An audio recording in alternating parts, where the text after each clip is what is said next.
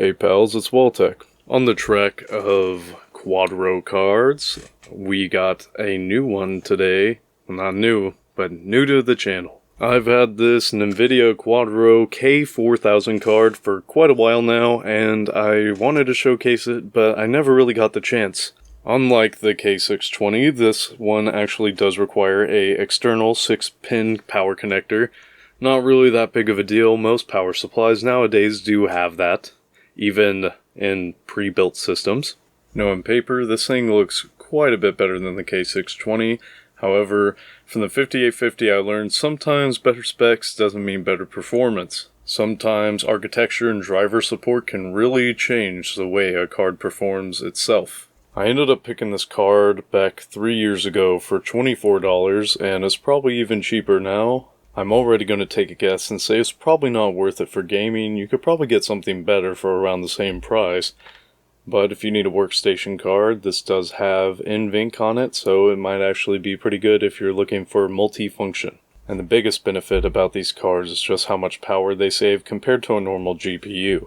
But enough talking about that, let's jump into the benchmarks and see how this card games regardless of that. First game we gave a try again was Crash Bandicoot N. Sane Trilogy. I benchmarked it on the remake of the first game.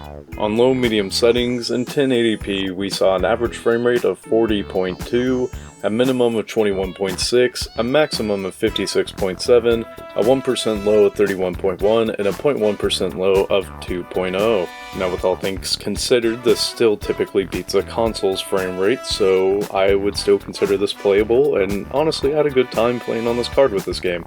So it gets a yes from me. Next game I wanted to try was seeing if this thing is any good at esports, so we did Overwatch 2 on the medium preset in 1080p. Now I'm gonna say I really like the results I seen here.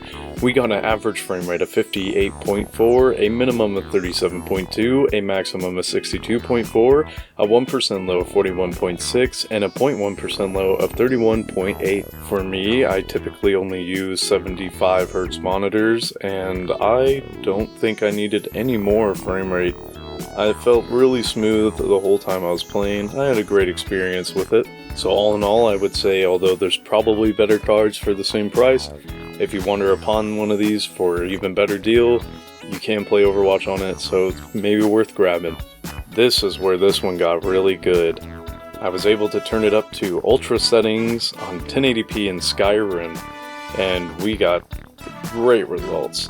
I got an average frame rate of 42 frames per second, a minimum of 26.5, a maximum of 60, a 1% low of 29.8, and a 0.1% low of 19.9. Now if we turn down the settings, I'm sure we would have been doing fantastic, reaching that 60 all the time. This is the special edition remaster, so it is a bit harder to run on PC, and it's still kicked butt, so I am giving it a total thumbs up to this. On ultra settings, 1080p, that's pretty good. Next game we did was Yakuza 0, medium settings, 1080p. I wouldn't say it ran fantastically. We got an average of 40.1, a minimum of 27.4, a maximum of 154.9, a 1% low of 28.4, and a 0.1% low of 23.2. Now, although the numbers are pretty good, the frame times, they were kind of shabby. Although it ran pretty smoothly in some points, it kind of got jagged and rough in others.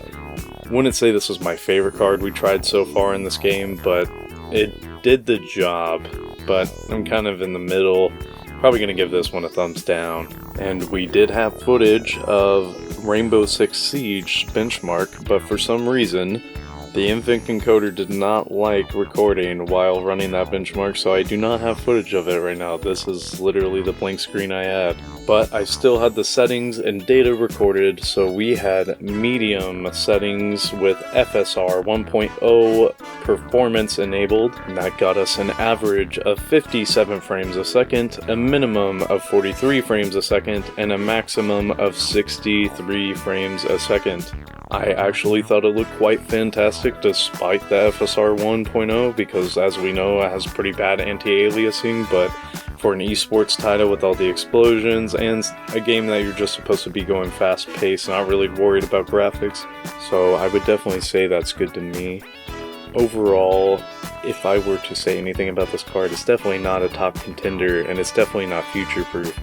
As you start moving into more modern titles, I doubt it's going to be able to even play them at 720p even.